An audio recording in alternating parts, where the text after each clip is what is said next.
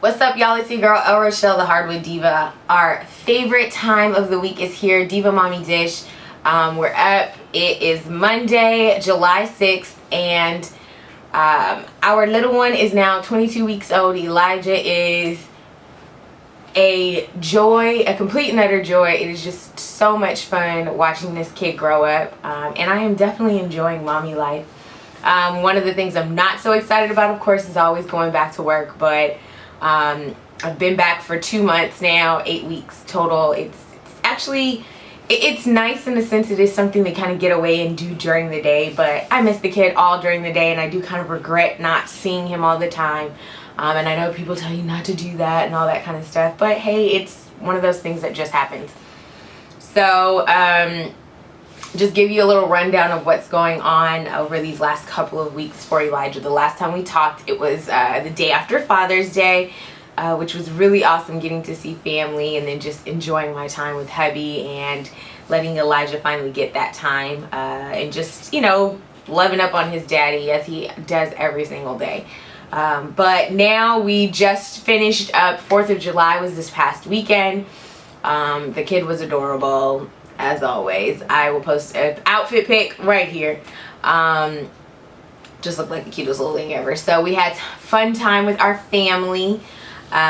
We did some mostly friend stuff on Saturday.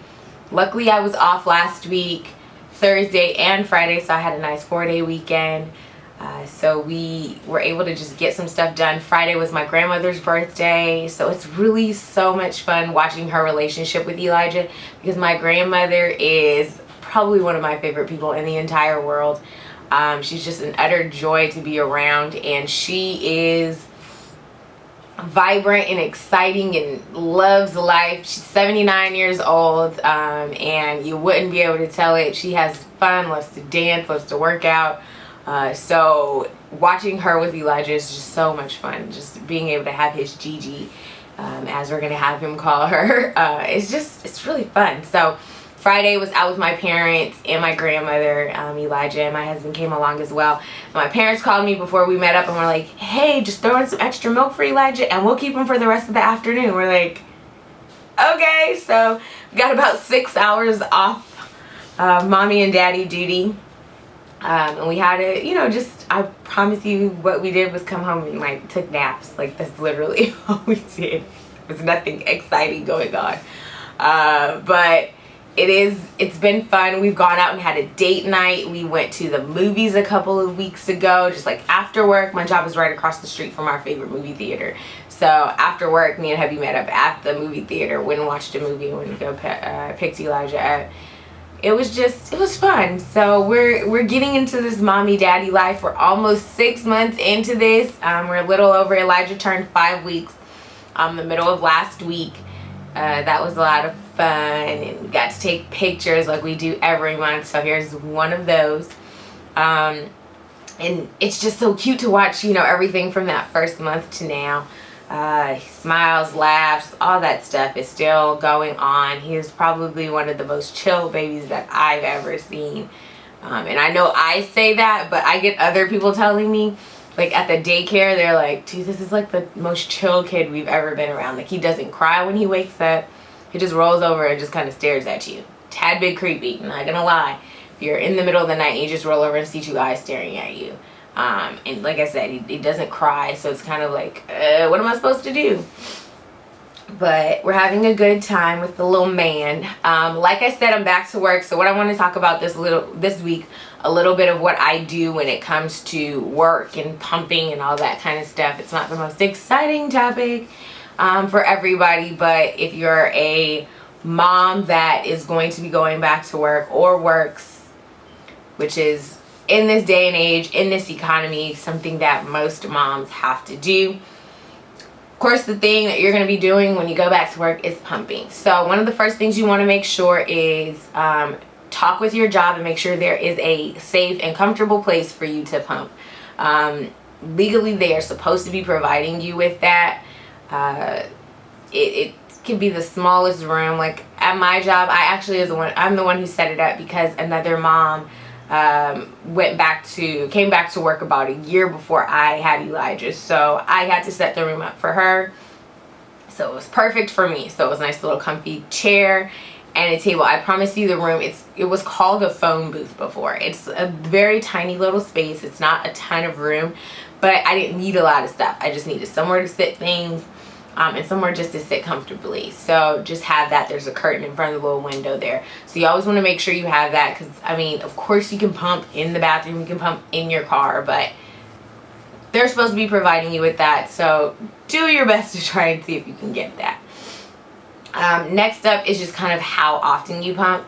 It pretty much depends on you. I know some people that pump like one time and they pump like once a day and they just pump a ton. I myself pump twice a day.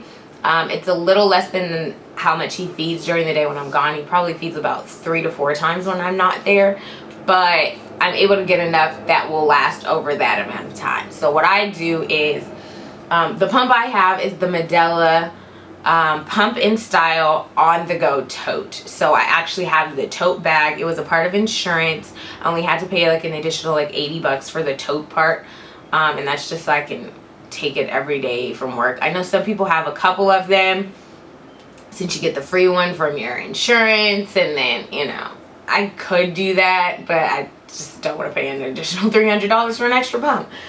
So I just am fine with hauling mine back and forth from work. So it looks like this. I'll just show you what the bag looks like. So this is the bag. It's just a plain black like little tote. Nothing super stylish.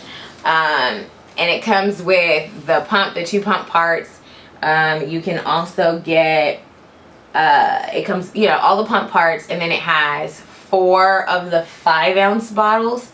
That worked fine for me up until about, right around the time for work, because then that's when Elijah's milk consumption went up, so I had to get the larger bottles. So I now have 6 of these Medela 8-ounce bottles, and I usually use those. I have them, put the milk in them, and then when I get home at night, I transfer them into our little cubes. We have like these little cubes. I'll show you guys those too. I'll put a little thing from a picture of those ones. And I put them into like 1-ounce little cubes. And then every morning before he goes to daycare, I put all the cubes that he'll need for the day, which is usually between 12 to 16. I'll put them in a plastic bag and take it over to the nursery or to the daycare. And then they heat them up as they go. So it's been a wonderful experience so far. We've had no issues with it. Worked just fine. Like I said, it's totally up to you how often you pump. It's not the most exciting experience. Oh, but what you want to do is they have those bras. This is gonna get really funny. They have those bras that like allow you to not have to like hold the pump parts like while you're pumping. It's not very comfortable, and it'll freeze up, you know, your hands, and you got 15 to 20 minutes of your day back. So go ahead and invest in one of those. They're usually like 25 to 30 bucks. You can buy them at Bye Bye Baby, Target, Amazon has them, all those places. Check them out. But yeah, so that's kind of just what we've been doing over this last 2 months with really pumping on a regular schedule. I was pumping a lot before I went back to work, which is what I suggest as well. Pump as much as you can before you go back to work so you have a storage up. My stored up, I know some people had like crazy like months and months worth of storage. I did not. I had probably about, once he went back to daycare, I had like 2 months in addition. So I was able to kind of like still pump and then like provide extra stuff for when he was gone. And the thing is, he was staying with other people during the day while I was still home, even before I went back to work. So I was still kind of using it then. We haven't used formula since those first early days, and we're kind of trying to make sure that we don't have to. So I'm doing my best to pump as often as I can and kind of trying to increase my pumping now so I can kind of get back my storage up.